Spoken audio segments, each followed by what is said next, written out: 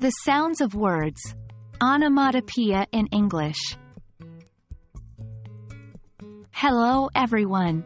Today we're diving into an exciting aspect of English literature and language. Onomatopoeia.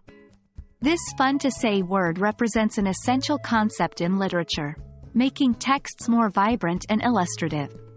Let's explore what onomatopoeia means and how it's used. Onomatopoeia refers to words that phonetically imitate or resemble the sound they describe. Simply put, these are words where the sound of the word is the same as the sound the word is trying to represent. It's like the word itself is a little sound effect. For example, buzz, like a bee. Boom, like an explosion. Moo, like a cow. These words sound like the noises they represent. They add a vivid, auditory dimension to writing, making it more dynamic and engaging. Onomatopoeic words can be found everywhere, from comics to poetry. Let's look at a few more examples. Tick-tock, like a clock.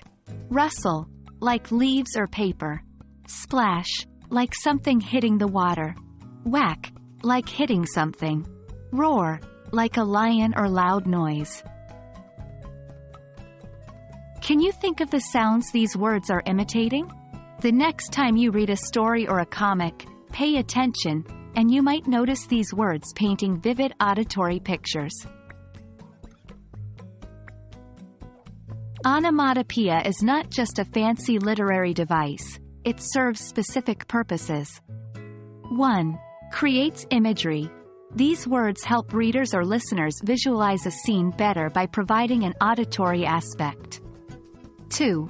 Engages the reader. Sounds can evoke emotions and feelings. A sudden bang in a story might startle the reader, while a gentle whisper can soothe. 3. Enhances poetry and music. In poetry and lyrics, onomatopoeic words can add rhythm, mood, and a more immersive experience for the reader or listener. And that wraps up our exploration on onomatopoeia. These words are more than just a literary device.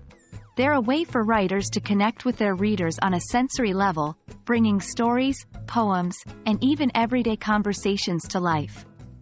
We hope this video has given you a deeper appreciation for the sounds of words. Happy reading, and always keep an ear out for onomatopoeia in the texts you encounter.